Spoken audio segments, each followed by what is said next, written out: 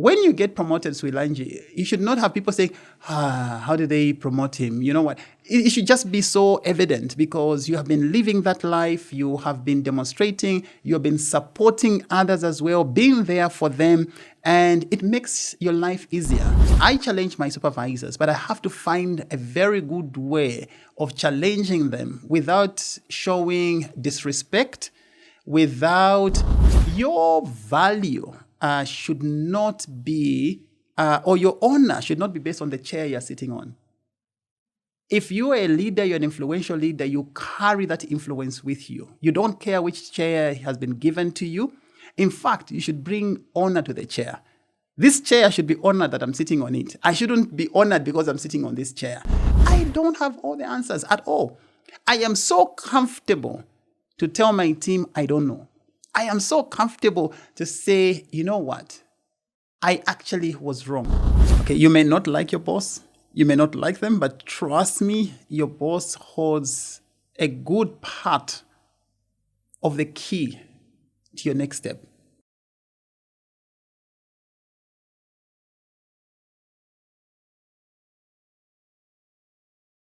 It's time for the big conversations. Telling stories of movers and shakers, of industry giants and daring professionals. It's time for the conversations that change your perspective on life. The kind of conversations that shape entrepreneurs and move careers forward.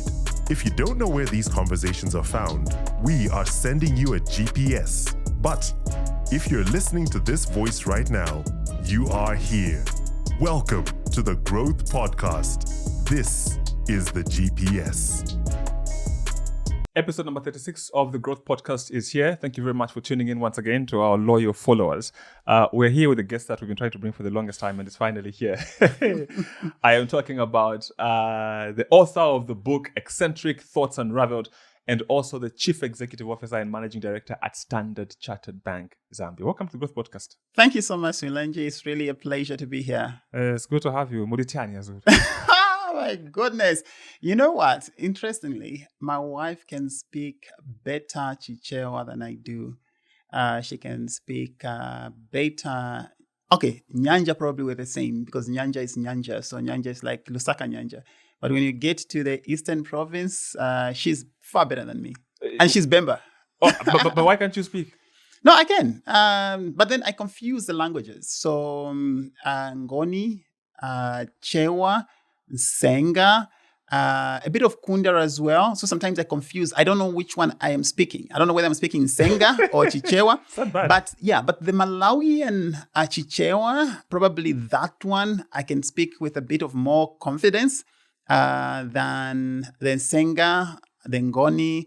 Yeah, so if you want to speak the Malawian Chichewa, I as in deep one. There was one time I was in Malawi and we walked into this shop and we wanted to get a drink. So we asked them, Nizingati drink E.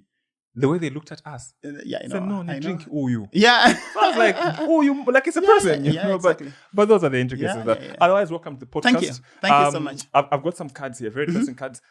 Just as, icebreakers, I want you to pick any three. There were questions on them. Any three cards. Any three.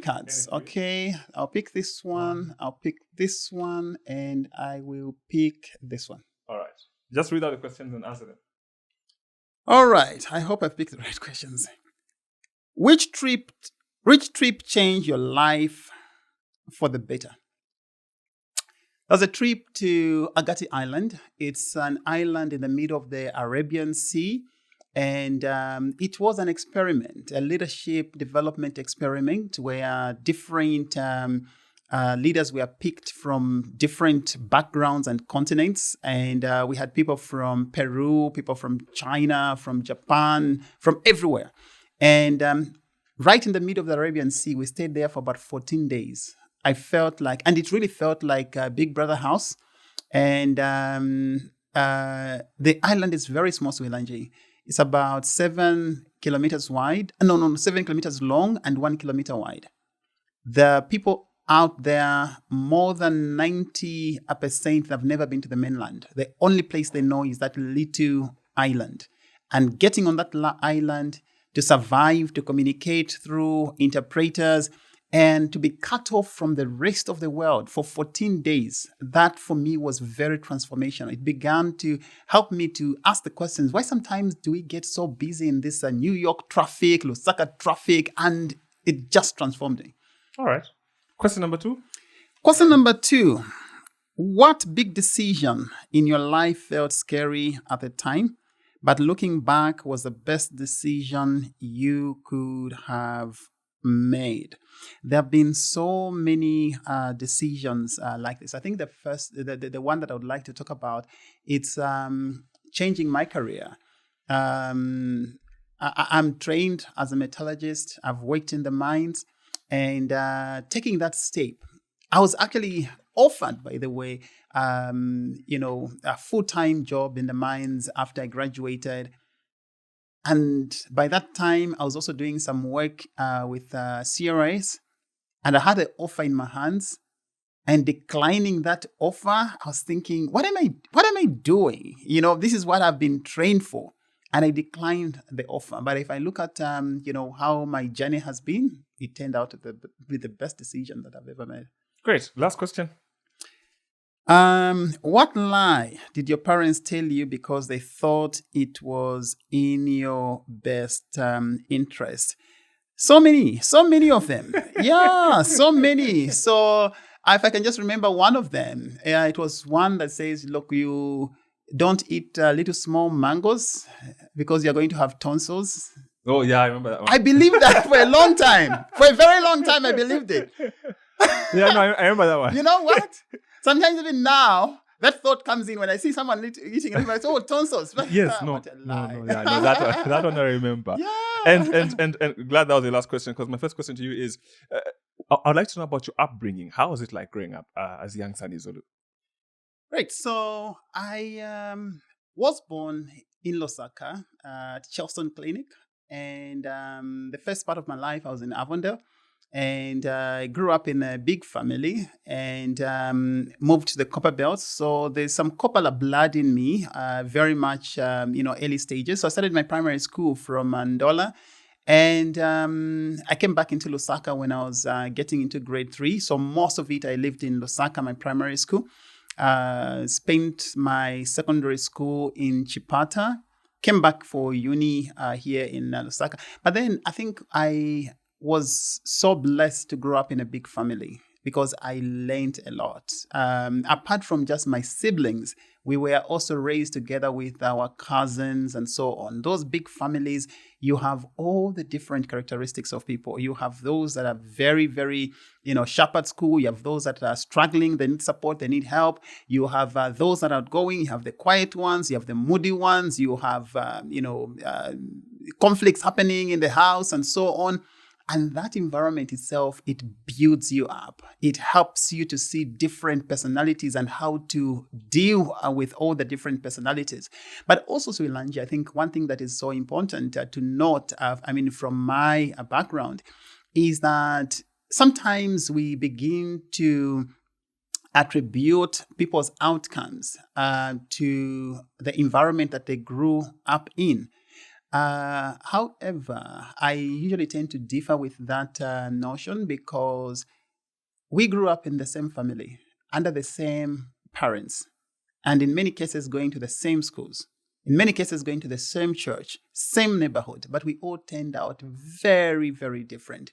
So yes, there's an element of it, but it should never be a sentence to say, because I grew up in this environment, therefore I cannot be able to make it to the next level or another level. No, you can actually break through and you can be able to get your destination.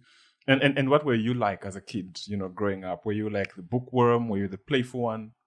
I was kind of, I used to switch. So the one, characteristic that was very common for me, I was extremely obedient.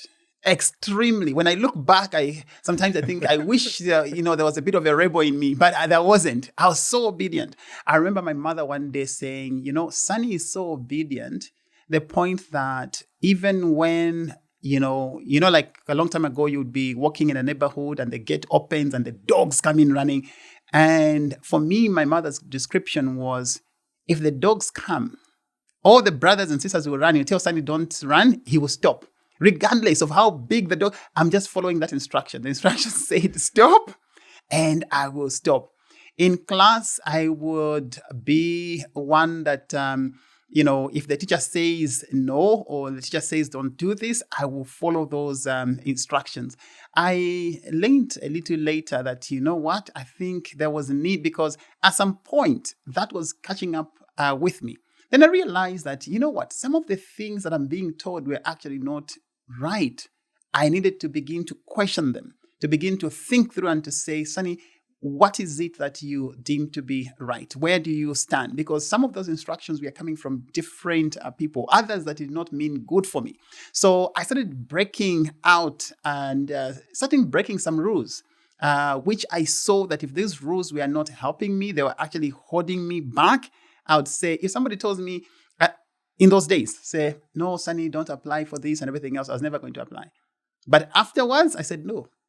I don't care what somebody says. If I go through it, I analyze it, and it makes sense, I'm going to take that step and I'll do it. All right. And talk to me about, you mentioned the metallurgy a bit earlier. Yeah. What led you into engineering? Was it a passion, or was it like an uncle or your dad saying, no, engineering, there's money? Because we heard people switch careers because some influential figure in the family says, no, go and do that, because maybe the sponsors or whatnot. What was the background like for you? So metallurgy was actually my second choice. When I was coming to Lusaka to campus that time from the Eastern Province, I had an uncle who was into veterinary medicine, and he was from Malawi. And I admired him. I was like, when I grow up, I really want to be a vet doctor. And when I was coming in, my first choice was veterinary medicine. So I came in natural sciences at the University of Zambia, wanting to do veterinary medicine. And then I realized when I got there that it was actually not popular. Everybody was talking down on being a vet doctor. I was like, why?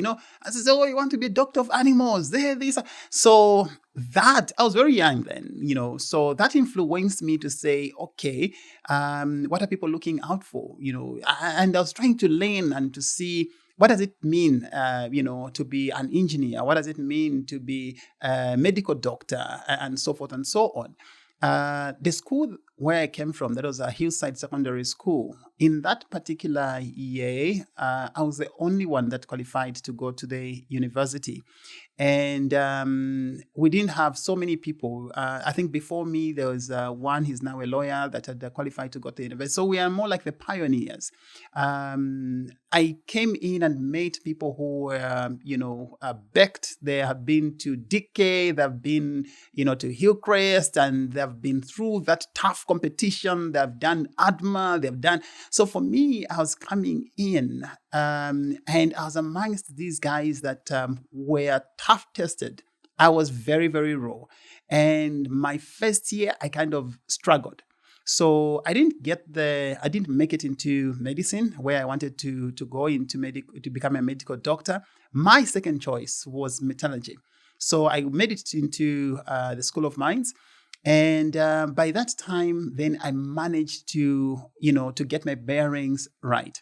By the time, I was finishing my second year, I was actually one of the best students. But we were together, so with everybody else, because you see, the programs that I was doing, all these like engineering, mathematics, electrical engineering, and so on, everybody, before you go into your third year, when you break out now to specialize, the same people who were actually ahead of me in my first year, I now started doing far much better than them. I got, a lot of awards. I think I got the best second year student award. I got, the best, final year project awards. By that time, then I got my groove, in. And I really, really loved metallurgy. I worked for KCM during my vocational training. And that was like my life. And I really, really loved that. But then when I was in my fifth year, the idea of getting into banking started developing. But that's another long story. But so I got into, metallurgy. And then later on, after graduating, I worked a bit for CRS, and then I worked for the bank. Talk to me about the bank experience. How did the Stand Chat happen? Was it like those trainee programs or something? Yeah. So it so happened that one day we're just moving on campus, and we saw an advert from Standard Chartered. So it was posted by the counseling center, and it was international graduates program. It was called Graduates Associates at that time, and there was also a link on how to apply online. With a few friends, we started the application process. So we used to go to Go Center because, in those days, internet cafes. Yeah, it was very difficult to have access. So you actually have I'm not surprised that you're applying online. You make a trip to go to Go Center, and with the little money that you have, from the bursaries allowance, you book. I think it was like 30-minute sessions. If you have a little bit more money, you book for an hour. You go through the process, and it took a bit of time because, to be honest, I didn't have a lot of money. So sometimes the money that I've had, I would run out. Then I'll wait for the next allowance to say, okay, I'm going to continue this application process next month. And with a few friends of mine, some fell off. A few of us managed to finish. One of my very good friends was the first to finish the whole process, and they called him for interviews, and he came back and narrated how the interview went. They didn't call me, and I wondered because I finished everything successfully, but nobody called me. So when I finished, my program at the university, I worked a bit for CRS, and when I was at the office on one of these days, I got a call from Standard Chartered, and they reminded me that I had applied and whether I was still interested, and if I was available to be interviewed. So I said, oh yeah, I would love to. That was almost like about close to just under a year of working at CRS. I went for the interview, and I was offered. It was a big change for me because at CRS had really grown within a very short time. I joined as a temp, and then I rose to the role of tracking and reporting officer for a program that we're calling CSEF, that is Consortium for Southern Africa, relief food. And I moved from having an office, as in my own office, and I had one or two people that I was working with in the team, to going back into being a management trainee. So when I joined the bank at that time, there were about 6 of us. They patched us in some little office somewhere at that time without any computer, without anything. And I was thinking to myself, have I made a mistake? Because I had really roles at CRS, the program that I was managing. A lot of, 3 organizations were involved in that program. Care International was part of that. We had World Vision was part of that, and also CRS as well. So I was reporting for all these 3 organizations. So it was more like a step back to go into banking, but I looked more at where I was going. So I looked at the goal. I was very clear in my mind that that was just an entry point, and I could just see myself growing in the bank. I had no imagination of where I was going to be, but I just had this confidence that I was going to grow in the bank. You mentioned, I think the last time, that people would make fun of you and say, you guys have good degrees, why are they treating you like this? Talk me through that and how that affected you. Right. So there are 2 incidences that, were very significant for me in my early experiences at Standard Chartered. So the first one, when we joined, the bank was having a challenge with closing a certain number of accounts.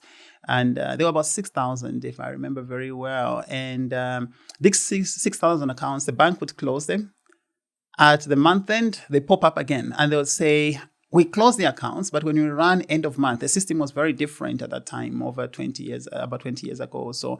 So they would close them every month and they come up again. So it was part of the risk agenda items that was coming up in the management meetings to say these accounts, they are always, and every time when they pop up, they would have accumulated debit interest. They would have accumulated some charges. So we have to do the write-off. Every month they're doing write-offs. So then they said, look, why don't we get these, graduate associates and just give 2 of them to close these accounts manually, because they're trying to do the bulk closure that was not really working. So I went into the branch. I was set up on the system. That was the first time I was being set up on the system, and I had to learn how the system worked and everything else. That was at Northern Branch. And then I started closing the accounts. But then I think what really helped me, and this is a part, Swilanji, where the things that we study, they begin to help us. For me, it was the problem-solving skills that I learned, studying my metallurgy. Because I said, look, I closed 12 accounts, and I'm saying, first of all, what is the issue? Why have these accounts not been closing completely? And as I was investigating that, I found that there was a field for interest accrual. That field had to be cleared before closing the account. Because if you do not clear that field, what would happen is at the month end, that interest that has accrued is looking for an account to be applied to. So when they are running their end of month, it was force posting and reopening the same account. There were also some blocked amounts, and these were because the charges, they were not going straight onto the account, they would be in the block field. So that as well needed to be cleared because it has to be posted somewhere.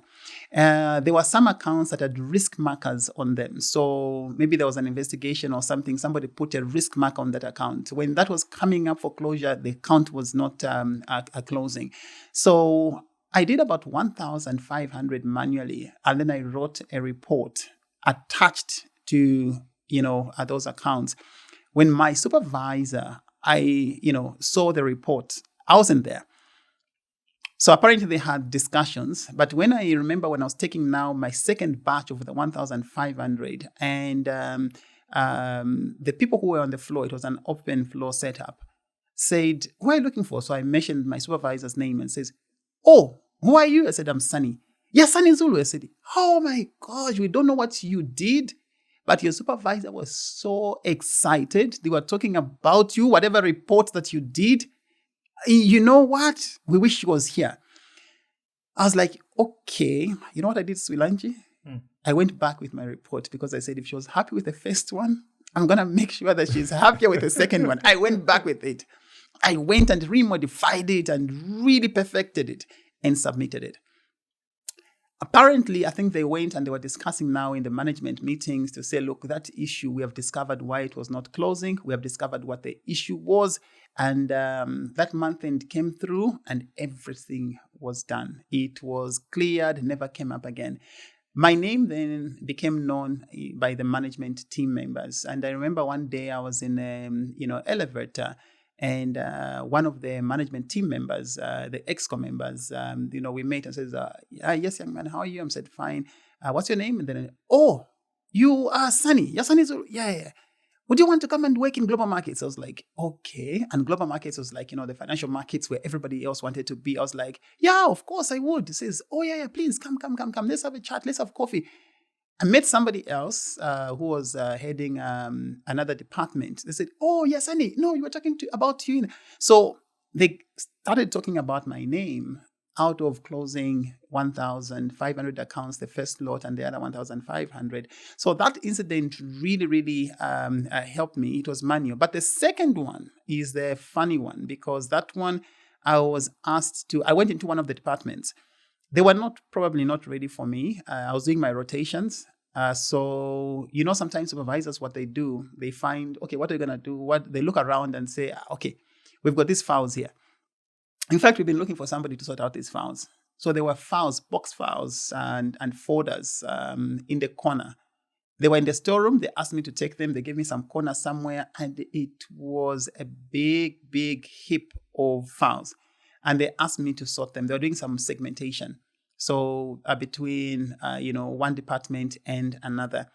And I was going through that. But what I thought myself is, look, what are they trying to do? Why have these files been together? The same thing about problem solving. I was trying to understand the logic behind. Then I sat down with my supervisor and said, okay, how do you want this to be done?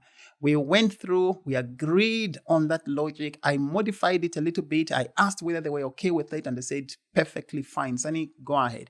Then I started. This was manual. A lot of things were not yet on the computer that time.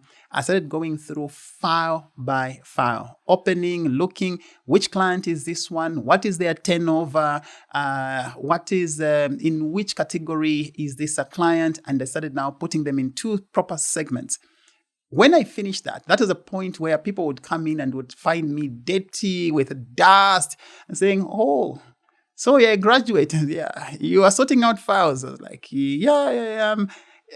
So when you go home, you're saying you're working in the bank. But I carried on. To be honest, I would have been discouraged, but I carried on.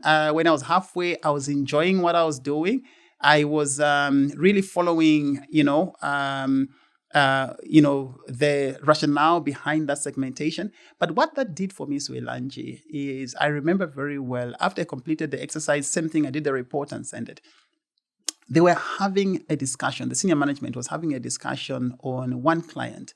It was a holding name that had many other companies behind, under that company. And they were not so sure where one of those companies, whether it was together with the parent holding company or it had moved to the other segment, and there was an issue that was happening and they couldn't find the file. Guess who they had to call? Sonny Zulu. And they had to call me all the way. I was working from North End. I had to go to head office, and I go into this boardroom and I find the senior people seated. And like, oh, Sonny, yeah, we've called you. Remember this account? I say, yeah, I do. Okay. Would you remember how it was segmented? I had the answers right there and then. And I could see the relief on people's faces. And, by that time, it was like, oh, look, how sharp is this guy? But being sharp out of sorting out files. So I always say, whatever your hands find to do, do it with all your might. At the point when somebody's giving you, they might not even know, even you might not even see the value of doing that. But just get that, apply yourself, love what you're doing. Ask yourself, what are the lessons that I can actually pick from this repetitive exercise?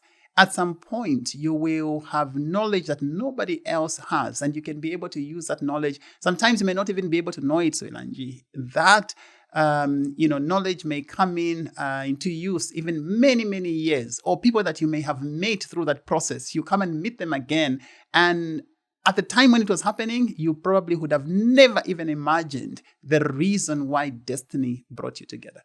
Wow. And now that you're in the bank, obviously seem to have settled.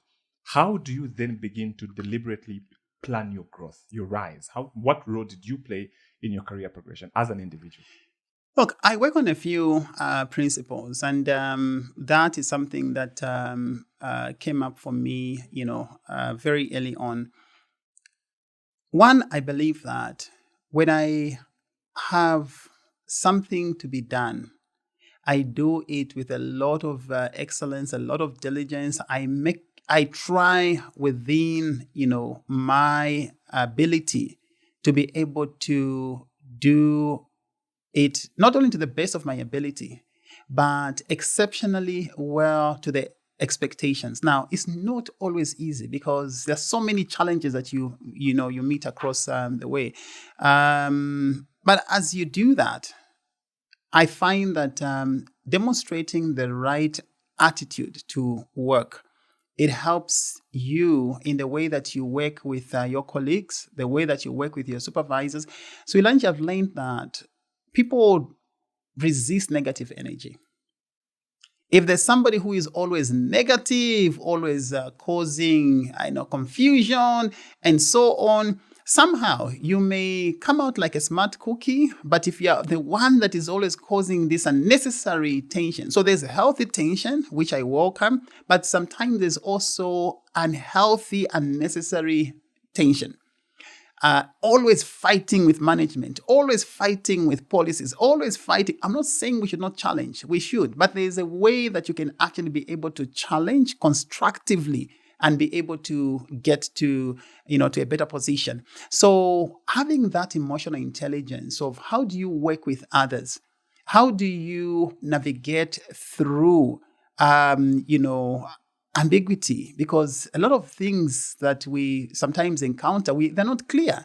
So how do you navigate through that? So in that is something that I was able to learn. I also learned that, a lot of people, they have a need for importance and significance. They have got a baby inside of them.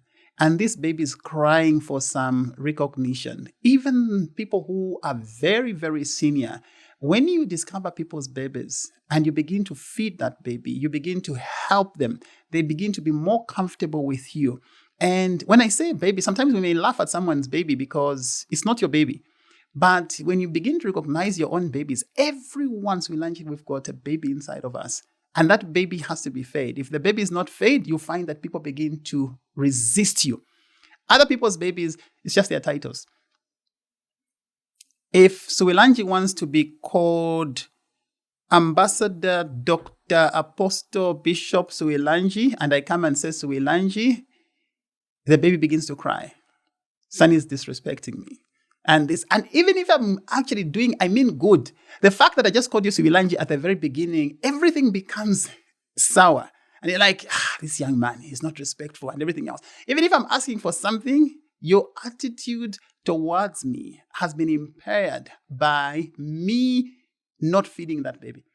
So if I want to go through you, I will recognize your baby. I'll come in and say, oh, Ambassador, Dr. Apostle, Bishop. So you even have your smile in there, and then we have a conversation and so on. Some people's babies, Suwilanji, if I come into your office, I'll know your baby one time. Anyone, where you go, if somebody's baby is golf, just go where they are and you see golf everywhere. Don't ignore that baby. Begin from that baby and begin to say, oh, you love golf. Wow, you had a hole in one. Wow. You know what? When you feed the baby is smiling, it becomes much easier to discuss business or discuss anything else. Others, just family. There's a reason why people put all those family photos where they are and not in their handbag. They want you to see them.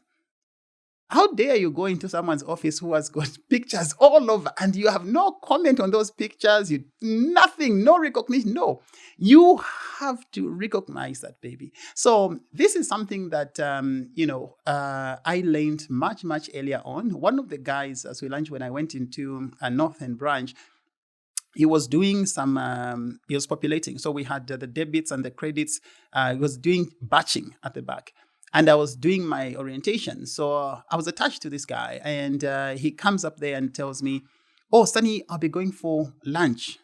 Can I give you a task? I said, yeah. He said, okay, I want you to copy these debits here. You put on the credits this side. And then this is how you do it. Now, remember, this is 2003. It looks like it's recent, but I can tell you there were very few computers at that time in 2003. There are people who were working in the bank without a computer. And there are certain times when people were sharing the same computer. And so I went there. So you're saying, okay, so you go on this cell, you right click, you look for copy, you go on this cell, you right click, you look for paste. And it was a list of them. Guess what? He was doing them one by one. So he goes to this cell, he does it, he comes to this cell. So I looked at him. By that time, by God's grace, I was already like a guru in Excel because I had started developing myself in that area. And he says, can you do this? I said, yeah. I said, okay, please, and don't make a mistake. I said, oh, yeah, good. I finished that task before he left the room. Because, it was just easy, right? You just get the whole thing and you put it this other side. But did I tell him to say, you don't know what you're doing and everything else? So the guy, I think, comes back. I think he was like, before he left or something, he had definitely noticed that I had finished. So he says, oh, have you finished? I said, yeah. You've put everything in this side? Yes. Then he calls a friend and says, can I see this young man? How did you do this? So I started explaining to him. But then it's that humility to be able to help others, not to demean them or to make them look bad, but to be comfortable with you. And for me, I think this is something that really helped me. I never, deliberately made people uncomfortable, even those that had gone way, way, way ahead of me. Even when I know that, look, they are struggling in this area, but how do I work with them? It is something that has really helped. And over time, the same people that you are with, your peers, they're the ones who begin to be your sponsors. They're the ones who begin to speak because it is genuine. It is not like you are fighting for it. They begin to say, oh, you know what? Even when you're not there, sometimes we look for sponsors. We look for people to, who are far way up there. No, begin, first of all, dealing with the relationship with yourself. You have to deal with that relationship. Number 2, relationship with your peers and your colleagues. When you get promoted, Swilanji, you should not have people saying, how did they promote him? You know what? It should just be so evident because you have been living that life. You have been demonstrating. You have been supporting others as well, being there for them. And it makes your life easier because if you build animosity around yourself, when you become their supervisor, you'll be struggling. You will be struggling. But if you've built a very good relationship, and I mean very authentic, genuinely trying to help others, you may think that, if I help this person, they'll go ahead of me. If they do, bless them. That's good. But the more you do that, the more things begin to work for you because now people say this person can help us, can open doors, can provide a solution. That relationship is very good. And obviously with our supervisors, very, very important. Like I said, attitude is very, very critical. I challenge my supervisors, but I have to find a very good way of challenging them without showing disrespect, without... there are certain people who you call everybody and they're just a poison in the meeting. You know what I mean? Yeah. And sometimes they mean good, but they just don't know. They don't have the emotional intelligence of asking the right question the right way. And if you do not do that and you have got supervisors who are insecure, that issue about importance and significance, that baby begins to be a dragon. Because if it is not being fed, the baby begins to turn into a dragon. And all of a sudden, somebody begins to have bad blood with you. You just asked one question, but it's the way that you ask that question.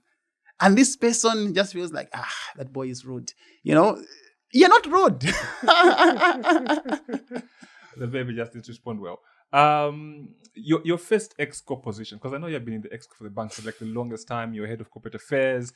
At the time I met you, you were head of retail banking. You went to Dubai. You came back as CEO. Your first exco position, how did you get it? So my first exco position, I was... we had a head of corporate affairs that unfortunately at that time had to, I think was suspended or left the bank or something.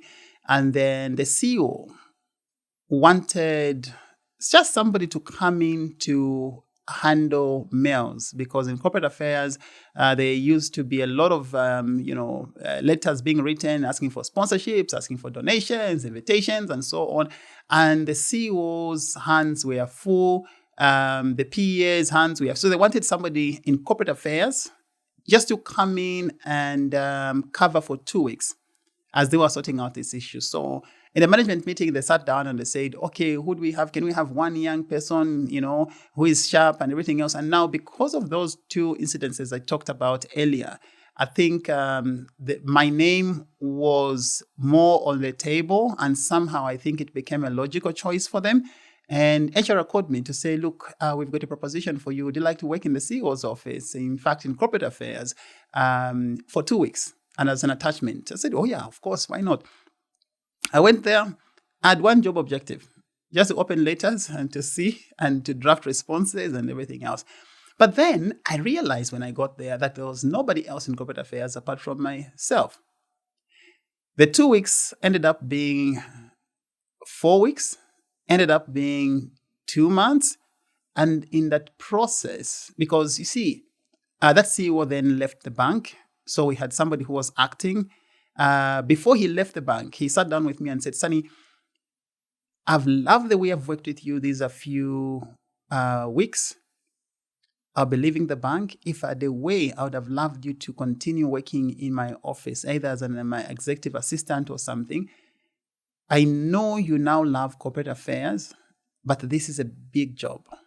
You have to deal with government relations. You have to deal with investors.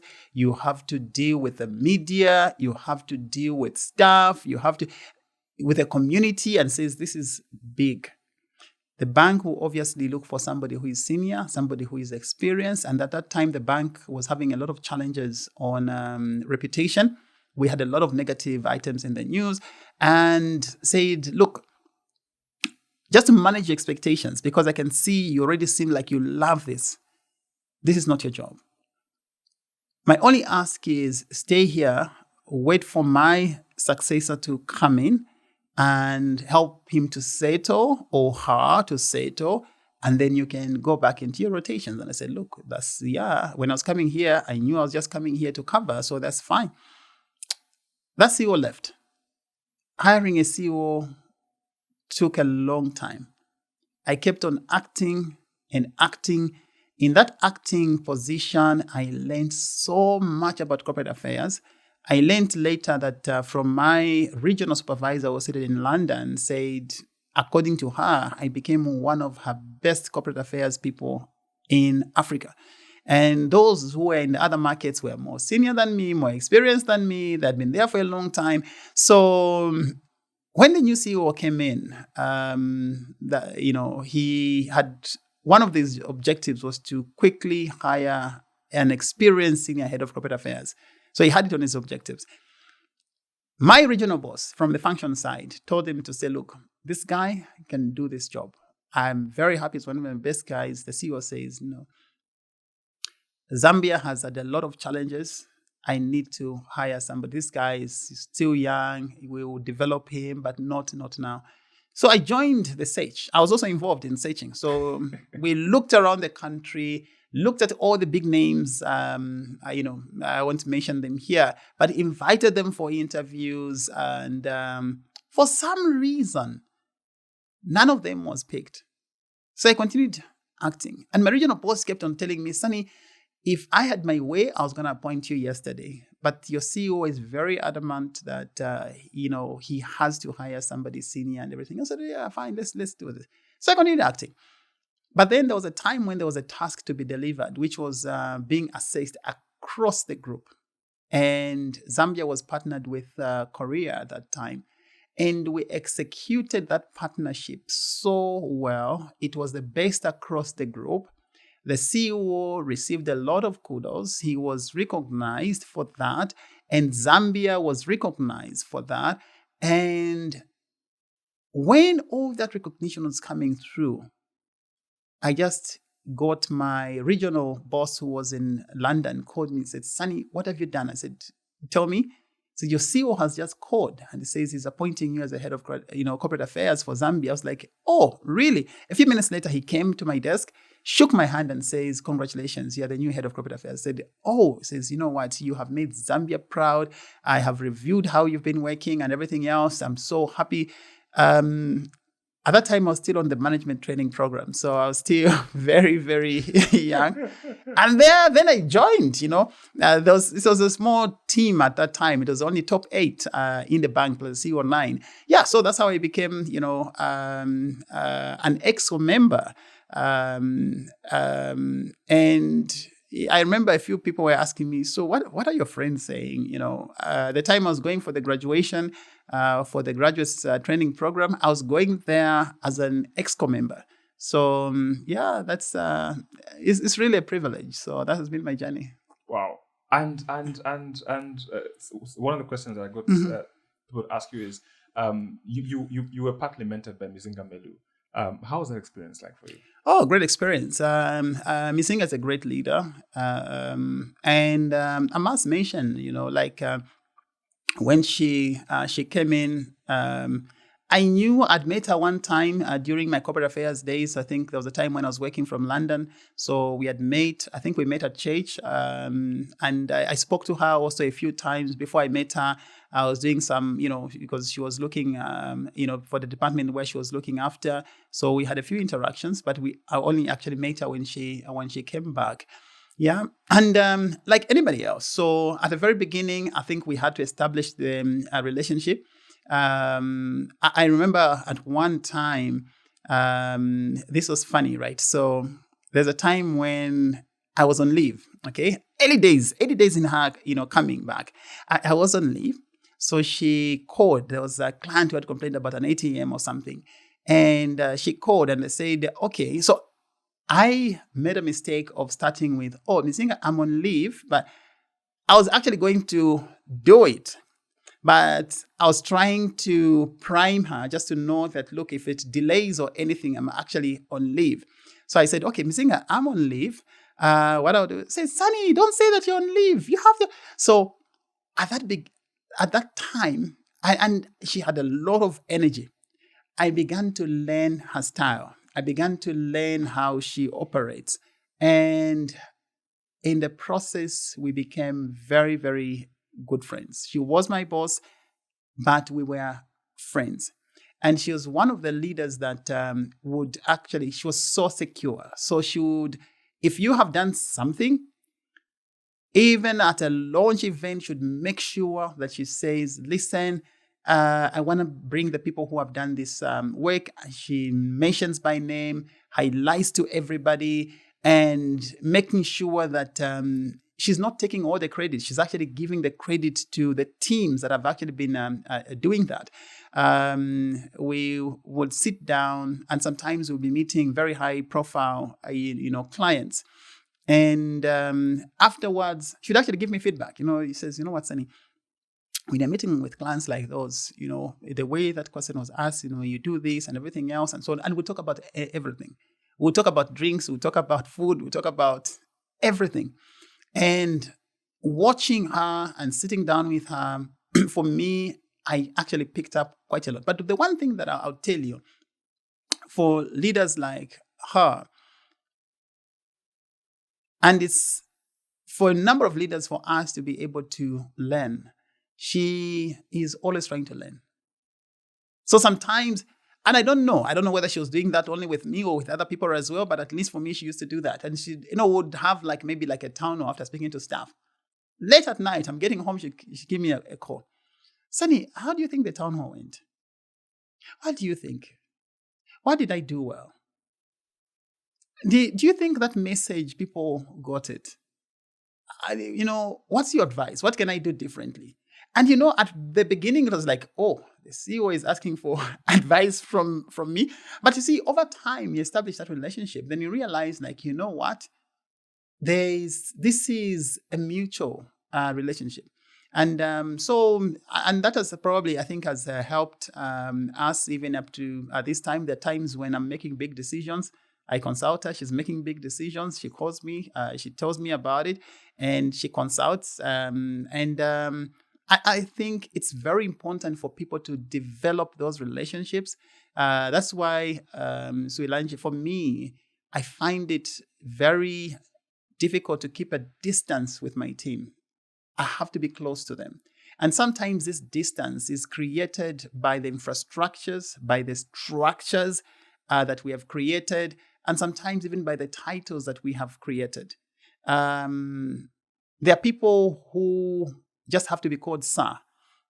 I am very uncomfortable. I'm Sonny. Let's have a conversation. So I know that when I came back, my office especially had a big challenge. So they said, good morning, sir. I said, okay, can we try Sonny, please?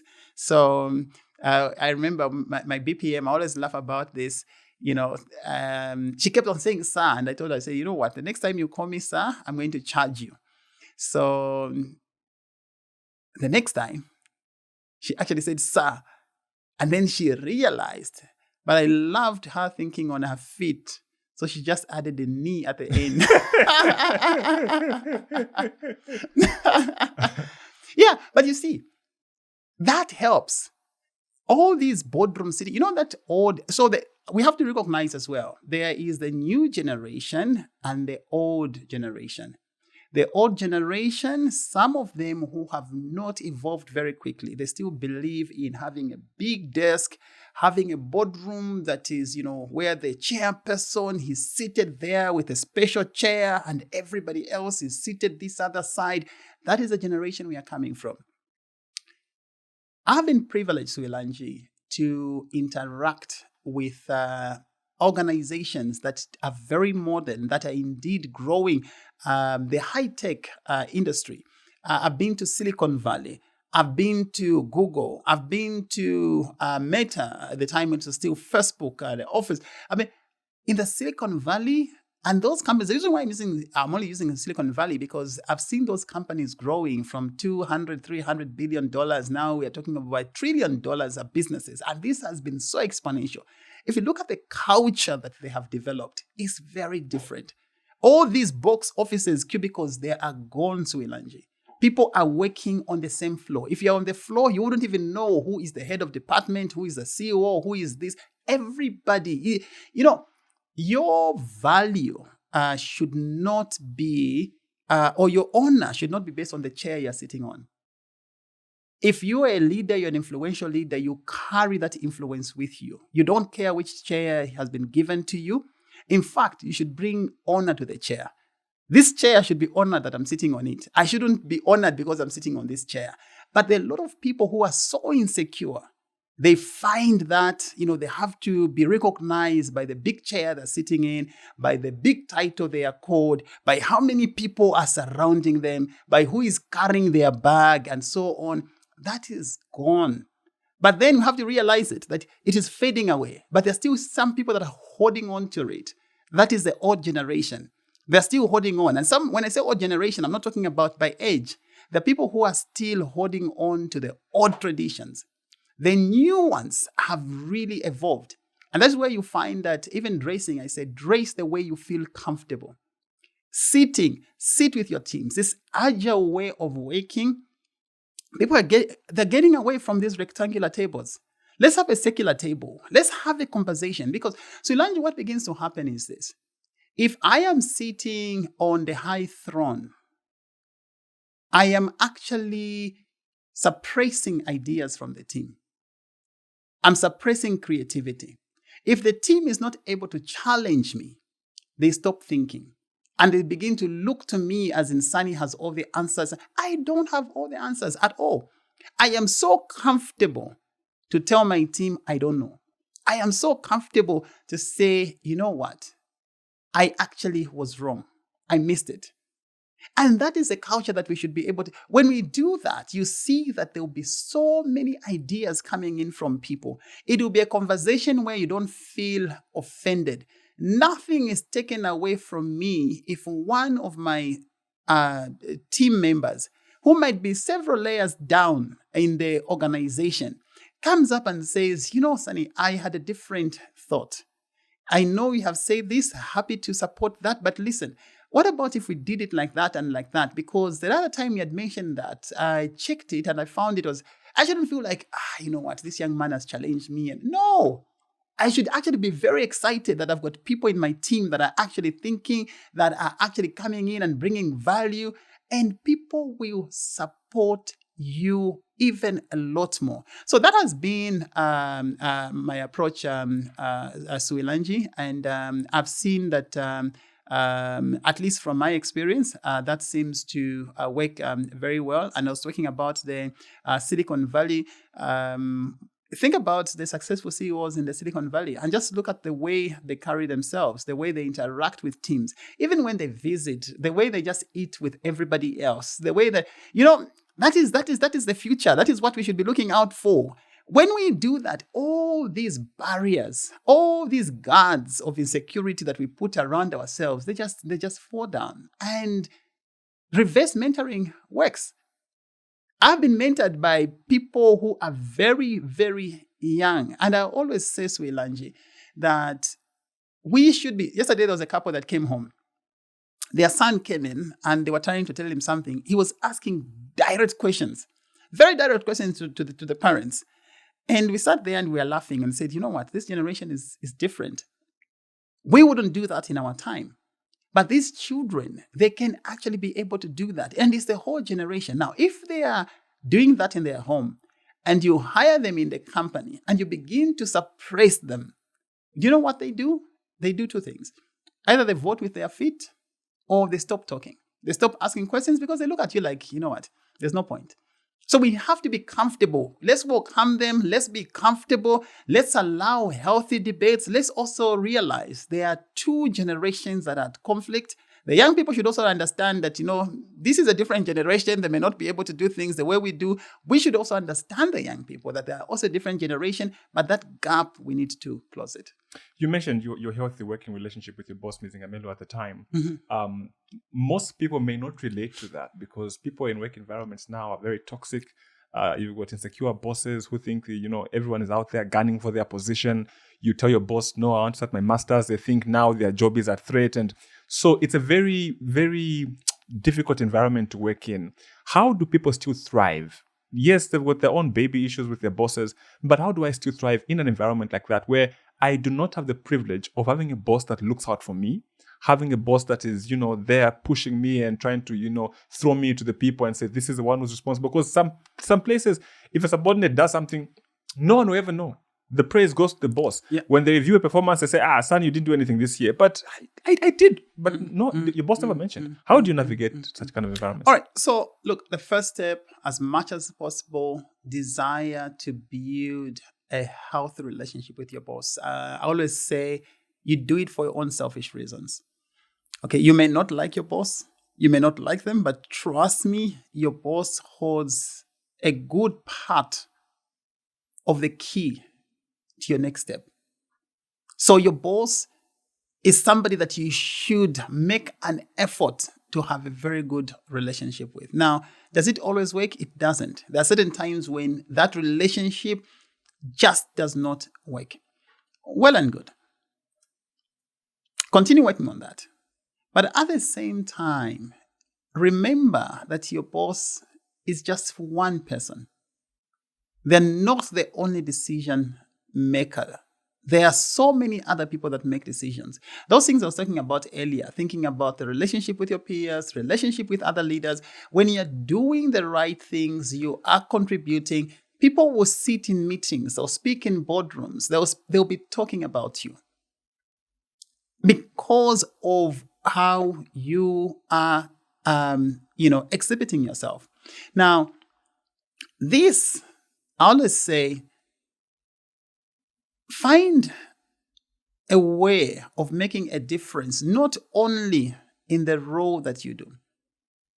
There are a lot of opportunities to be able to show your leadership. Now, sometimes we miss the importance of knowing the difference between management and leadership. The two are not the same, and both are very, very important.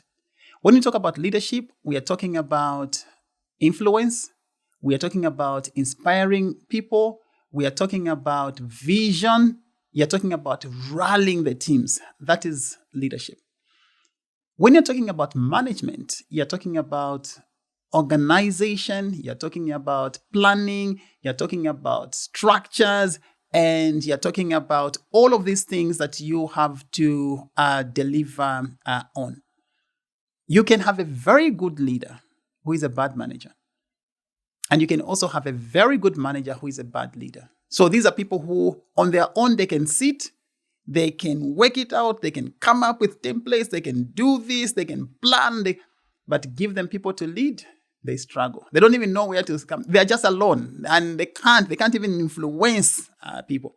And others, they would rally up the teams, they would get everybody running, but then they don't know. Number one, a meeting that is supposed to start at 14 hours, it doesn't start at 14 hours, it's starting at 14:30. Meeting that was supposed to have finished at 2 p.m., it is going on up to 3. Things that were supposed to have been in place, they are not. There's no structure, but they're very good at just, influencing people and everything else. How do you bring this together? Now, when you recognize some of those areas that may be gaps, you have to come in and see how you can be able to complement, how you can be able to help those leaders. Even for you on your own leadership, you have to find a way of how do I learn both of these. Now, when you are in the midst of, say, toxic leaders, that one leader may be toxic, but you who has all the capabilities, when you are being asked, for example, let me just give an example that people are looking to do a farewell party. Okay? I always say volunteer to organize it. As you're volunteering to organize it, at that particular time, this is a farewell party. It has got nothing to do with your area of specialization, but it will be able to put your leadership skills to the test. Because in that party, you need teams, you need who is going to do this and everything else and so on. Demonstrate your leadership through those simple things. People are able to see who organized that birthday party. Oh, it was Suwilanji. Who organized that farewell? Oh, it was Suwilanji. And when you are on stage or you are holding the meeting, you are discussing nothing to do with banking. You're discussing nothing to do with your job. You're planning, you're doing logistics, you're talking about vendors, you're talking about food, you're talking about drinks, but you are showing your leadership. And that is something that is not seen by one person. It is seen by so many people, and you expose yourself. You may find yourself moving away from that toxic leader, and that toxic leader might actually have a very big challenge to talk down on you because people have seen what you have. And people always try, when they see that, they also try to be able to, in fact, I always say that, failure has got very few friends. Success has got so many. So when you're actually doing well, demonstrating that, you see that even your very toxic leader, they have no choice but to say, no, he's good. No, she's good and everything. So exhibit that. Don't hold it back. Ask the right questions. Be able to show your capabilities outside even your work that you do on a daily basis. All right, you went to Dubai, obviously still with the bank. How was it for you, Zambian leading, multicultural teams, people from across the world, and, you're there, and I'm sure that's your first time in that role. How was it for you? How was the experience? And how did your work experience here in Zambia prepare you for that role in Dubai? Great. Look, I think to begin with, I would say that like any other place, the first few weeks, months, it's a learning curve. So when you have got a new job, a new environment, new colleagues, it's a journey. So it was not different for me. I got there, and it's you have to go through the S curves because when you're starting on something, you're in a learning phase, and then you start improving. You go up. At some point, you plateau, but that's not the end. You have to, the S curves has to continue growing. So for me, when you change a role, you start another S. You have to again to prove yourself. And some people, they find that very difficult. You know what? I've already done this for so many years. No. If you have a new leader, a new boss, a new supervisor, you're starting your S curve again. And you have to be prepared to do that. You have a new job, you're starting. Don't go there and say, they already know me. Me, I'm a superstar and everything else. No. That supervisor doesn't know you. Those colleagues, they don't know you. You have to start proving yourself again. And it's never easy. So, and people will question you, and sometimes it's irritating, right? People are questioning you on something that you know, and you've been doing this one, and you feel like, so you have to understand that they don't know you. You know you, they don't know you. So you have to help them to know you. And whatever opportunity that you have, just make sure that you bring your best. People who know you, Swilanji, you can get away with certain things. Because they already know that, look, this guy is very good. Maybe today it was just a bad day and everything else. For people who don't know you, you can't. So you don't afford that. So I always say, prepare and over-prepare. There are certain things that look so simple, but they make a difference. If you're going for a meeting, so Ilanji, a lot of people don't read minutes. They don't read action points. They don't read packs. They just go there in the morning, they've woken up, and now they've gone for this meeting. If you have read, just reading the minutes, you are actually more prepared than anybody else who is sitting in that room. If you have read the pack, you are more prepared than most people who are sitting into that room. So for me, I think that is one thing that helped me. As I was getting there, I said, I need to understand. And guess what? Sometimes we'll be talking about UAE policies, and somebody wants to quiet you quickly and say, I don't know, regulation does not allow here in the UAE. And like, okay, just for clarity, which regulation are we referring to? And somebody will say, yeah, no, the central bank regulation. I said, which particular one? And sometimes they'd quote it. I'm like, yeah, I think it would be very helpful. Could you probably maybe I just missed it, just to quote the clause in that policy, because I just went through it. I seem not to find where, but you're doing it respectfully, but you know that this guy doesn't know what he's talking about, but you're doing it respectfully. But people do that sometimes. They throw regulation at you. They throw policies at you, and they haven't read the same policies. And when you go there, you find that it is nowhere. So the more you begin to demonstrate that you know what you're talking about, the more you begin to demonstrate, you know what? People begin to regard you even more. And most importantly, I say, when you are in the room, always remember, everyone has got one brain. There's nobody with two brains. And the brains are not different. There's nobody who says this is a Chinese brain, this is an African brain, this is nothing.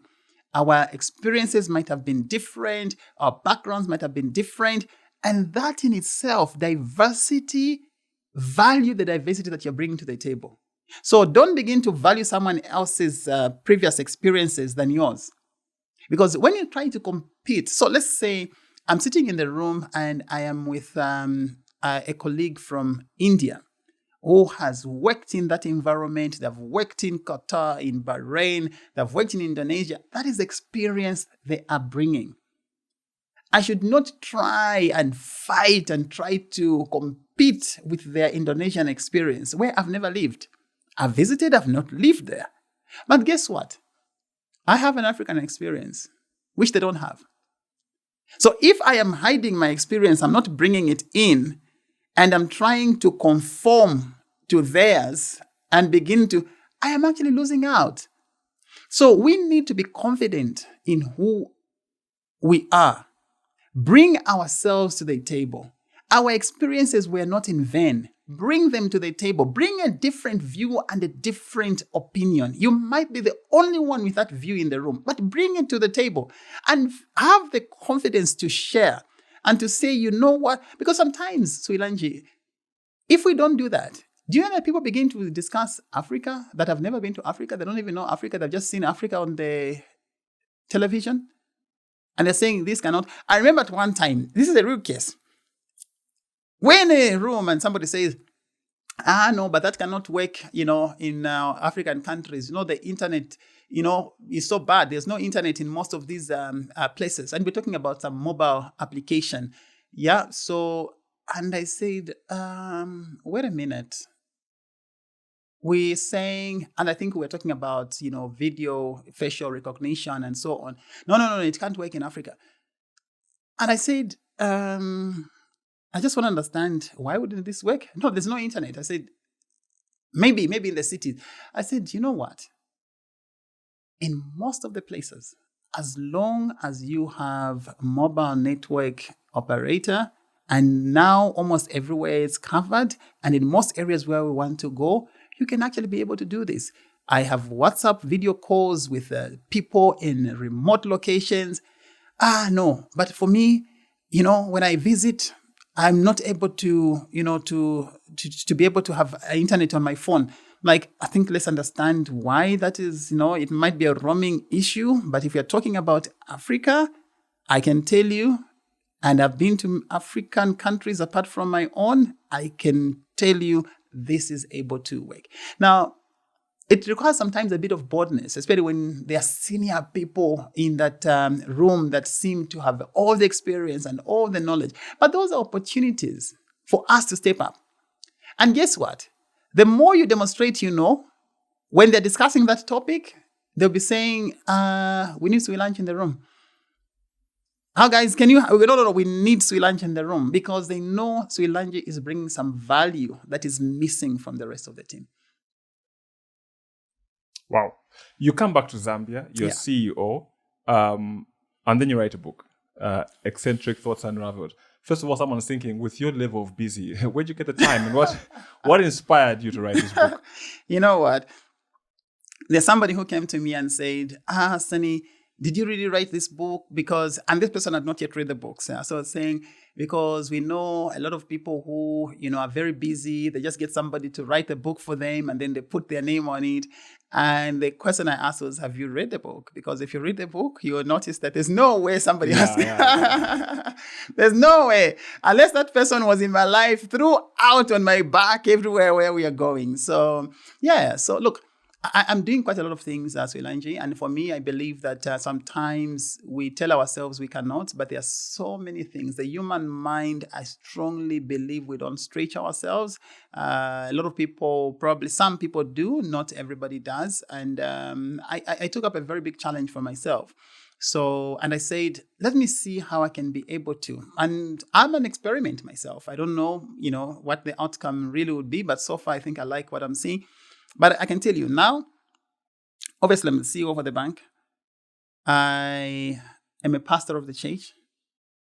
I am an author, and this book keeps me a bit busy. I am doing my doctorate, and assignments and all, they keep me busy. I'm an entrepreneur, co-running the family business. I'm also running my own portfolio of real estate. My family is demanding as well. In addition to that, I'm also doing another program in the School of Ministry for my pastoral work. So all of these are happening, and they're happening at the same time. I have found ways of doing all of them. I believe that there are certain things that you have to prioritize at a given time, and some things suffer in the process. But you have to know, what do I need to focus on at what time? And when you do that, I believe it's very doable. And you have to enjoy it. So writing this book was enjoyable for me. Everything else, maybe the one that I don't enjoy so much, maybe it's my doctorate because of the assignments. Because of the assignment. I'm enjoying the materials. But just the deadlines, after deadline, I'm like, another deadline, But look, the journey is exciting. What has been the cost of your success? Because to be honest, they always say something has to give. What would you say has been the cost of your success? I think that I would have loved to be spending more time with my extended family. Yeah, and I think it's a challenge for most people, but I sense that. I have brothers in Lusaka that we don't meet as often. Probably they're busy as well. I would have loved for us to be meeting more often. And sometimes there are times when I'll tell myself, look, I want to be making calls every day to people outside my immediate family. But sometimes it's a bit of a challenge. It's not always easy. When you're writing this book, what did you have in mind? It's the people. So when I was writing this book, I believe as part of my purpose, it is really to help out people to unlock their potential, to believe in what is possible, to be able to move from their comfort zone and, shake up the place and question the things that they've been taught for many, many years. And that is, for me, and that's why when I look at this book, sometimes a lot of people ask me, I was even at an event earlier this morning and people were saying, Sonny, you should have come into your book and everything else and so on. You'd have made many sales and so forth and so on. I think for me, it goes beyond just a sale. So I don't think, I never wrote this book to make money. No, that was never the intention at all. I wrote this book to be able to share knowledge. And I also believe that people should seek it. So there are a lot of times when you can actually take a book like this one and give it to everybody and so forth and so on. And sometimes it ends up on the shelves and so forth and so on. We should get to a point where we are hungry for knowledge, where we are hungry. Because you see, like I said in my book, the top is not meant for everybody. The top is meant for a few people. And those few people who are actually rising and going for it. For me, if this book makes a difference in 5 people's lives, well and good. Chapter 4 of this book, there's a story of your Aunt Maggie, who was, I think, your house help at the time. Yeah. And your mother used to tell her that when the clock hits 12 o'clock, the analog clock hits 12, she must start making shima. So by the time you guys come home from school, you find the shima ready and you have the shima. Yeah. And that was happening for some time until one day, you guys arrive and there's no shima. Yeah. And you go your sister actually goes to Auntie Maggie and says, but Auntie Maggie, where's the shima? One inch shima. And Auntie Maggie says, no, but it's not yet 12 o'clock. Yeah. Not knowing, unbeknown to Auntie Maggie, that the clock had, the battery died, so it didn't hit 12 o'clock. How does that relate to the workplace, the work environment, where people are programmed to do something a particular way? Because Aunt Maggie would have just known the time, so, but something is wrong with this watch, let me just, but no, as long as it hasn't hit 12, there's no shima. So the battery must miraculously work for these guys to eat in shima. Yeah, so a lot of times, some of the things we are told in the organization, and some of those are policies, they unfortunately stop people from thinking, because the policy says this, because this is what we have been told. We have to come to a point when something is not making sense, we should be able to question it. We have to come to a point where you cannot, a lot of things, by the way, they were done a long time ago. And we are still following them even now. We don't ask the questions. Why? Let me ask give an example. It will be a practical one. Some of it, there's a reason. Some of it, there's no reason. Some of it, nobody can answer. If you look at some of the traditions that we follow, okay, say there's a funeral. You have to go and look for firewood and everything else and so on. But ask the question, why? How did this start? Why do we actually do that? Why do people sleep outside at a funeral? What was the genesis? Why do we continue to do that? And that is beginning to evolve. But one has to ask the question. It doesn't mean that it's wrong. It doesn't mean that it's right. But asking the question is important, because when you ask the question, then you'll find that there are so many other alternatives. And this is something that even when you come to the workplace, I know very well. There's one thing that I changed, by the way, and I'm talking about a real scenario. I'm not even talking about here in Zambia. I'm talking about the UAE, where I found the instructions said you call back a client for any amount above this certain threshold. And that is a rule. You know what was happening? Even when a client comes in person, in front of the tailor, somebody goes to the back to go and call the same client. And this is real. I'm not making it up. Real. Says, yeah, but you know what? I said, but why do you do that? I had to stop it on the spot. Sent an email, an instruction to say, I don't care who introduced this policy. We are stopping it today. It doesn't make sense. Unfortunately, there are a lot of things that don't make sense that we continue to do them over and over. And Eccentric talks about that. We have to challenge, and we don't have to wait. There are certain times when you have to break some rules that do not make sense. That 12-hour clock is not getting there. You have to ask, how come it's not moving there? You can't just sit there and just say, you know what, it has not reached there. No, you have to question. A lot of good stories in the book. I'd really recommend it. A lot of good stories that I really find, I think when you're into a story and where's the lesson? Where's the lesson? And then you read it, oh, that was the lesson. The lesson. Away from the book, you're pastoring a church. Yeah. One would think a CEO is busy enough. Maybe, and sometimes you can understand the CEO who doesn't go to church because, guys, it's a CEO. You've got a bank to run. Yeah. You've got objectives to meet. You are that busy. And then you even now take on this huge commitment to actually pastor a church. Talk to me about what led you there. Right. Look, first off, let me talk about being busy and then I talk about the change. I think being busy, to be honest, we choose what we want to do. Everybody has got 24 hours. You choose what you want to do in the 24 hours. I have friends, I've got colleagues that do different things. Others are in horse riding. They spend 7 hours, doing, others are playing golf. Others, they go out every weekend, to the valley and so on. Everybody has got 24 hours, 7 days, a week. We choose what we want to do with them. And for me, I find the things that I've chosen to do fulfilling, and those are the things where I spend my time on.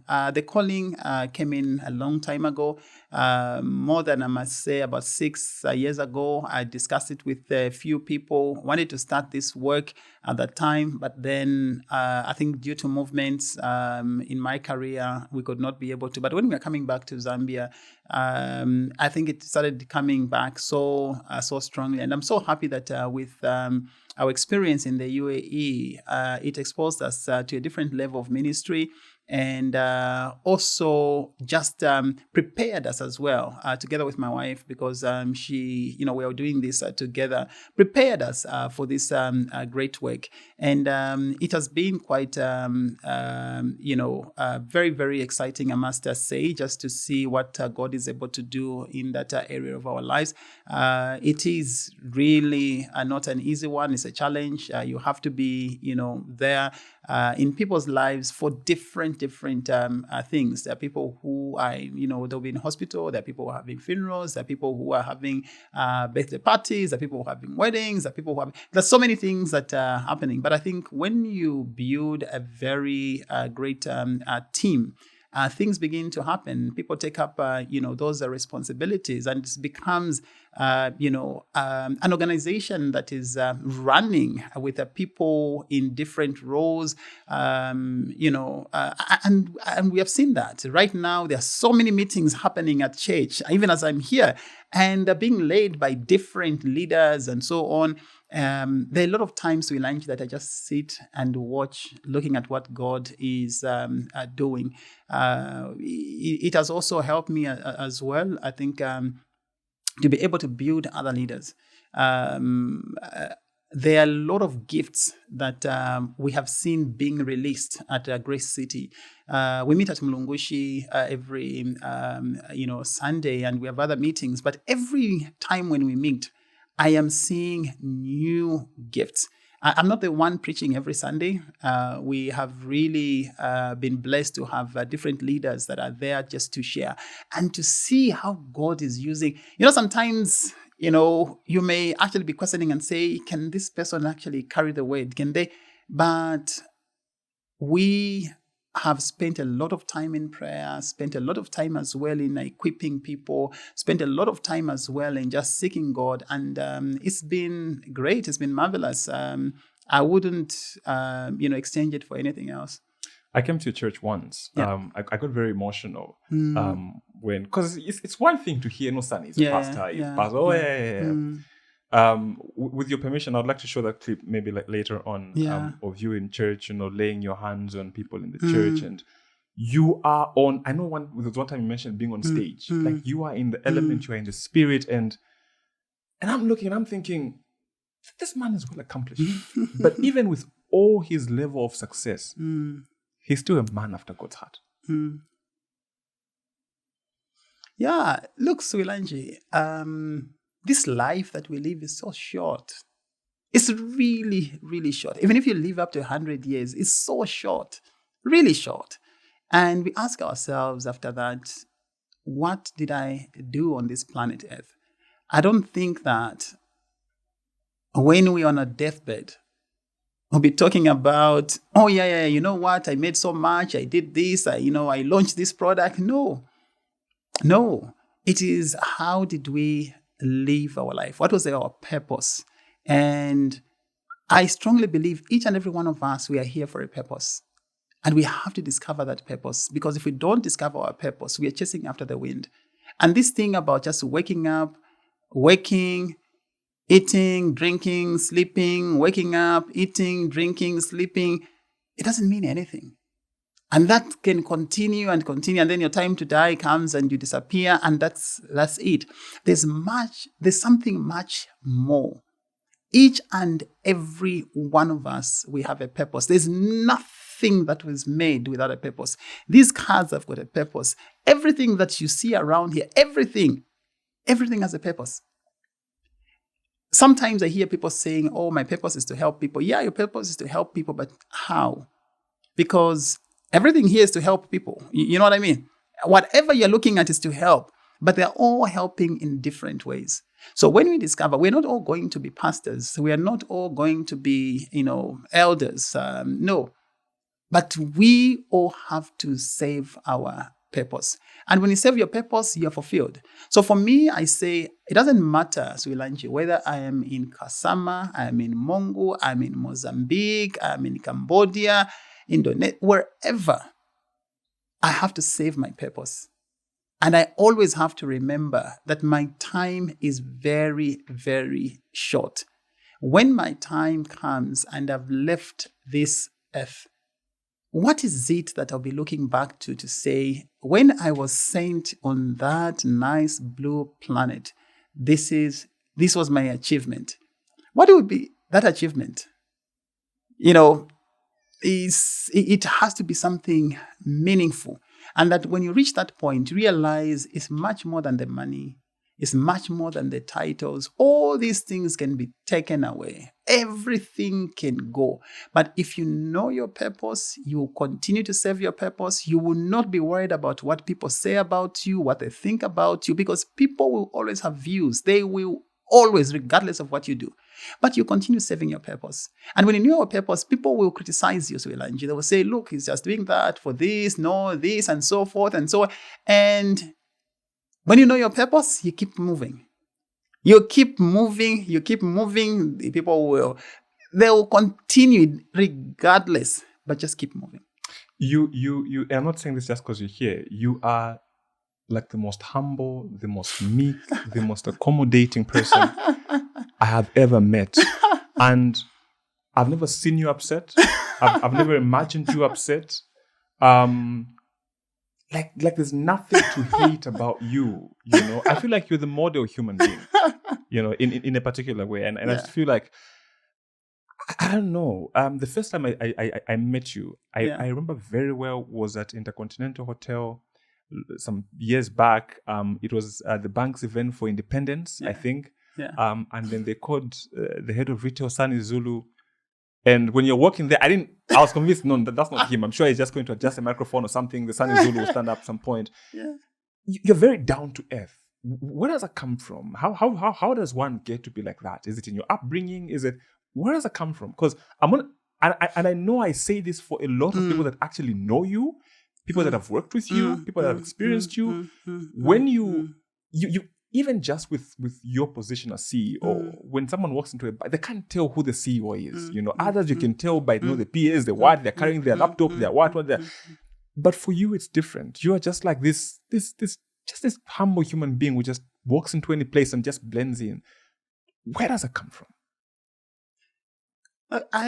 First of all, thank you so much for those kind words. I really, really appreciate. I don't take them lightly. Really, really appreciate it, and thank you so much, Swilanji, for that. Look, I think that it starts with knowing who you are, and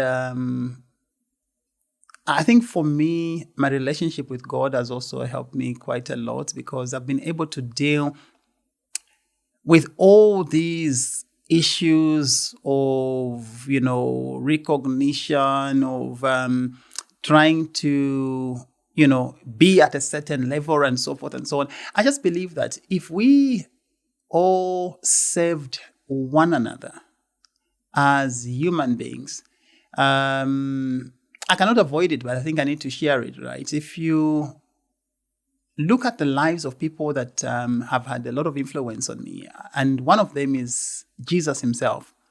If you look at the way that he carried himself, the way that he was able to interact with others, you look at the teachings that he brings. For me, I find that is the real role model that we need to follow after. And he always was available to be able to serve, to go in people's homes that were condemned, and he still goes in there.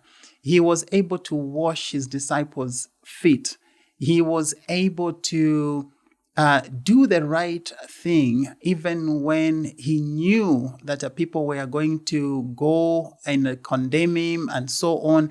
And for me, when you know yourself, like I said earlier, you don't need anything external to make you, to give you honor. You carry it with you. And it doesn't make a difference whether you are drinking coffee from a plastic cup or from a mug. Coffee is coffee. If you drink it from a plastic cup, I always say that plastic cup should actually, you're bringing value to the plastic cup and not the mug bringing value to you. If you're going to drive a car, I know we all drive different cars and so forth and so on. I don't drive the car that I drive to bring value to me. No. In fact, Suilanji, if you know what you're carrying, today you can actually begin to drive a Vitz. And people would say, wow, I'm driving the car that Suilanji drives. So what have you done? You have brought value to that Vitz. But then for you, you're just living your life and knowing very well. One of the things, Suilanji, sometimes I think about this and I say, I don't know why people struggle. They struggle so much just to understand that this life that we have here is so temporal. It is so temporal. Whether it's the money that we have, whether it's the clothes what we have, whether it's the houses that we have, they can all disappear. And it is a privilege for us to be where we are. It's not that we are any more special than others. It's actually a privilege. Even to have the houses that we have, it's a privilege. It's a real privilege. And when you know that, you are going to be humble enough to respect the guy that is not living in the house that you're living in, to respect the guy that is not driving in the car that you are driving. You have just been privileged. It has nothing to do with I'm the most intelligent, I am the most knowledgeable, I have the most qualifications. You say, I've been privileged to be in this position. And you know that all those things can be taken away anytime. So if they're taken away, how are you going to live, if that is what was keeping you? Lastly, I think it also helped me. I think God allowed me to pass through some very difficult situations at different points. So the family was up there. We went down, experienced having nothing, experienced challenges and things beginning to turn around. But those things, I tell people, welcome them when they come. When the hard times come in, learn. And when you learn, you become fully baked. Today, for me, I'm not holding on to anything. You can take away everything that I have known how to live with enough. I've known how to live without. I have cooked shima with wild, I don't know whether to call it. It's not okra, but it's like, those little leaves. And you have to, without any, the one we call soda, getting to the ashes, you prepare your own, okra and you eat without electricity, without this. I've learned how to do all of that. And I told myself, if I was to find myself in that situation again, I'll survive. So I have no problem with sitting on the floor. I have no problem with sleeping on nothing at all. Even when I enter the room, I've got no problem, which seat am I sitting on and so forth and so on. And that is something that I would say I don't think it is really a Sonny thing. I think it's how I would recommend it for anybody. Just to have a very good relationship with money, have a good relationship with wealth. It should never be into our heads as in the main thing. Be ready to live with enough and without. Thank you, Mr. Zulu. I know you've got somewhere to be. I've got some questions I want to just run through. Just give me some answers. First of all, as CEO, on average, how much time do you spend in meetings? I'm cutting them down. So I try to have my meetings less than an hour. Less than an hour? Yeah. I have to finish the meeting with less than an hour. And on average, how many meetings do you have in a day? Oh, that is a tough question because for me, meetings is not only in the boardroom. I meet individuals. So I would say 70% of my time is meetings. Sometimes individuals, one-on-one, sometimes on the phone, but 70% of my time is definitely meetings. All right. And how do you deal with a non-performer in your team? I fire them. Look, I do coaching. I try to coach. I try to help. But I'm very clear as well. Look, if you help somebody and they're still not improving, you have to, for their own good, for the good of the relationship, for the good of the organization, they might actually be able to add value elsewhere. So you have to find an exit process. All right. Someone meets you in an elevator. What do they have to say that will leave a lasting impression between you and them? What they have to say. Yeah, what they have to say. What would they say for you to, remember them? Look, it's easier to say what would I say. I mean, from their end, to be honest, I would want to see authenticity. If they're authentic in whatever it is, for me, it leaves a lasting impression. Okay. What's your parenting style? Are you a strict parent? Do you let your kids, go out? What kind of parent are you? We co-parent with my wife, so I can't do it my own. We co-parent with my wife. So combined together, we complement each other, but she's more on the strict side than I am. And what would you say about your church, Grace City, that stands out? For Grace City, it is one of those places that we have said we want to worship God in a way and give an atmosphere where people are worshiping God in a way that they feel comfortable. So sometimes you'll find me in jeans, and we encourage everybody, don't feel the pressure of having a tie and a suit. I'm going to church. Just come and worship God the way you feel comfortable, as long as you are decently dressed. We try to avoid a lot of protocols that have somehow existed. I know that thing we were talking about, conflicts of the generations, different generations. So I carry my own Bible. I don't need anybody to carry my Bible. I carry my Bible. And I'm perfectly fine with that. We try to avoid any form, or we resist any manipulation. Any manipulation, we do not. Even when it comes to giving and offerings, we resist that completely. Teach people how to love God. When people love God, they will just naturally be able to give. We have seen these sermons that happen before giving. Sometimes 15 minutes, people are just saying, give. Swilanji, if I love my wife, I don't need anybody to come and tell me, you have to give your wife flowers, give her flowers. Then I'm very far from loving her. Today is her birthday. It's her birthday. What have you done for your wife? She's my wife. If you're going to help me how to love my wife. When I love my wife, I can tell you, when that time comes in, I'll go flat out. I won't even count how much I'm giving to her. Wow. Are there any boxes in your life you haven't yet checked? A lot. In fact, if you come and look at my shelf for books, you'll find more books that I've not read. And that is the beauty.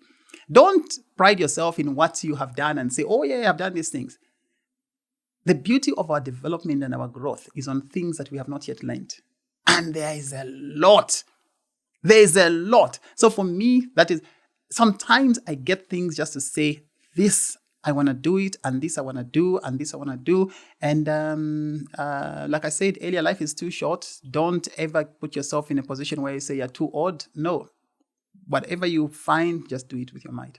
As far as your career goes, where do you go from CEO? Look, I think for me, it is not title.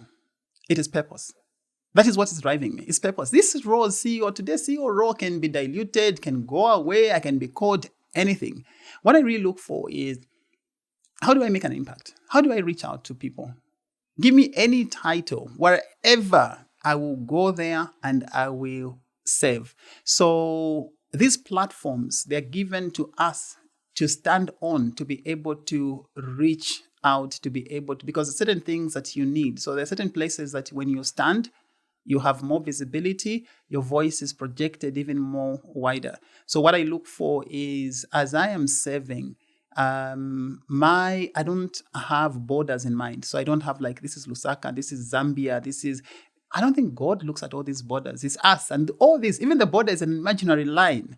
You know, when you move out of Earth just by a few meters, it's just the whole blue Earth. I'm here on Earth. How do I make an impact? Final question. What would be the 5 things you'd like to say to young people? 5 things that I'd like to say to young people. Number 1, please have an identity of yourself and know your identity. When you know your identity, you'll be more comfortable, you'll be more confident, and just know that everybody, they have a different identity. Number 2, appreciate that everyone is different. And as everybody is different, you are unique for a purpose. And you may be too tall, you may be too short, you might be too big or small, or big ears or nose, or whatever it is, but you are unique. Whatever you have, use it. Sometimes you may be an underdog, but being an underdog sometimes is actually a privilege, because then people are underestimating you and you can actually go back with a full force. Number 3, it's very important for you not to try and conform to everything. As a young person, that's a beauty. Question. Ask. Even things that are theories, things that are principles that people have believed in for years, just ask the question. Challenge and do it respectfully. And number 4, if the only learning you're doing is being in class, you're not learning a lot. Learn things outside class. All those things, look, if you give me classwork, I will do it. I will draw the maps, I will do this and so forth and so on, and maybe even get A+. But get the person with, distinctions and put them in front of people. Are they able to lead people? Leading people and having an influence and being able to learn how to navigate through the issues of life, you do it by being thrown right there where the action is happening. So if there is an opportunity, for me, I always advise, if there's a funeral, attend it. Just learn. Just look at what is happening, and when you're there, don't just sit at the funeral and maybe you're just on your phone. No. Begin to look around. After this, what happens? After that and everything else. Sometimes participate, even just to go and get a burial permit, go and do this. Those kind of things, you learn a lot in the process, because in there, you see how you negotiate. If you find there was a queue and it was not moving, how do you do all of these things? Those are the real issues of life. If there's a wedding, attend it. Your wedding should not be the first wedding you attend. No. If you have attended so many weddings, on your wedding, things become more simple and easier because you have seen it over and over. You can even recite some of those vows. You can even say the different variants of vows. You can say, okay, sometimes it can be led by this one. I can also write my own vows. I can add this, I can do that and everything else. So be well-rounded by getting the exposure that is necessary. Don't just sit in class. Those A+ and those distinctions, it's good. Go for them. But if that's the only thing you have, it will never, be the only thing that can get you to the top. The last part is around, I can't run away from this one. For me, if I try to, I'm lying. It's your faith. I strongly believe that each and every one, and so Elijah, I've had the privilege of traveling. I am so privileged. I've traveled around the world. I've covered so many different countries. The one thing that I've found, every country that I've gone to, people are looking for something bigger than them. People are looking for a spiritual connection. We are all searching, and we all search different things, but everywhere across this world, people are looking for that. And as human beings, that is how we've been created. We need that spiritual connection. Even the atheists, they have their own connection, and you need to have something that you believe in. For them as well, that's what they believe in. It's fine. People believe in different things, but what do you believe in? And if you believe in something, hold on to that faith. Believe in it and go with it. And if you search, this is my belief. If you search, you will find the truth. If you do not search, you will be told whatever you've been told, and that becomes you. But indeed, if you're really, really searching, you want to know, and searching with an open mind, you will find your truth. And in these days of mental health and everything else and so on, life can be tough, Suilanje. Life can be very tough, where everybody may run away from you. And everybody may seem to be working, against you. And sometimes it becomes so tough. I always say it. There are certain times I have been there where I feel my peers, things are not working so well. My supervisor, things are not working so well. My team, things are not working so well. And everybody around me, I'm thinking like, I'm alone. Sometimes I even go home. I'm telling my wife, I say, listen, this is what this one said and this one did. And she'd say, but you also, I've been telling you. And I'm like, okay, now I'm alone here. You need to find that place of refuge. That place where you're able to be by yourself, but connecting with someone or something that is higher than everyone else. And that gives you hope. Because you know that, like if I quote the Bible, right, it talks about God holding the entire universe in the span of his hands. And you say, if I've got a relationship with this being that holds the entire universe in the span of his hands, then you know there is hope. You know that all of these troubles and problems we have, they're too tiny. They're so, so small. So all of a sudden, your problems begin to disappear. Thank you so much, Mr. Zulu. Welcome. It's been a pleasure. A lot more is in this book, Eccentric Thoughts Unraveled. Beautiful website, by the way. I was like, you. Wow. I was like, this for a book? Thank you. But the website is very good. So it's available in Bookworld. It's available in Grey Matter. Have you started deliveries yet?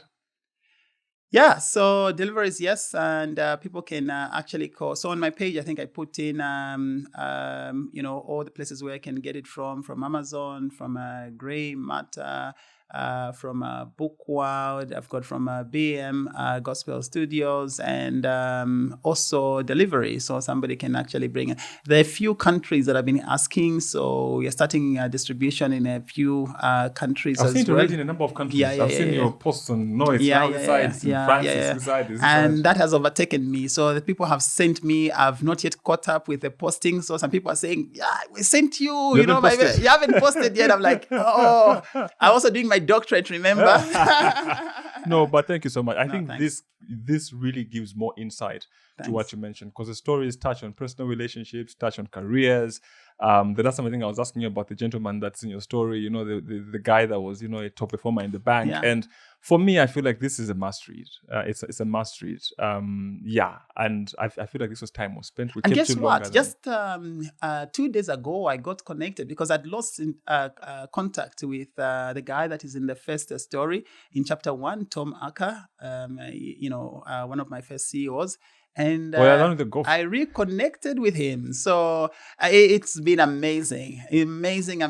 So, and I'll be looking forward. Probably I'll be, traveling over just to go and have some time with him. Yeah. No, thank you so much, Mr. Zulu, and all the best. Thank you. I appreciate it. And that's it. Remember, get yourself a copy of the book, Eccentric Thoughts Unraveled by Sonny Zulu. I told you, Bookworld, Grey Matter. There is no excuse. Get it. Get yourself a copy. And expand your horizon and get to appreciate the man that is Sonny Zulu. Thank you.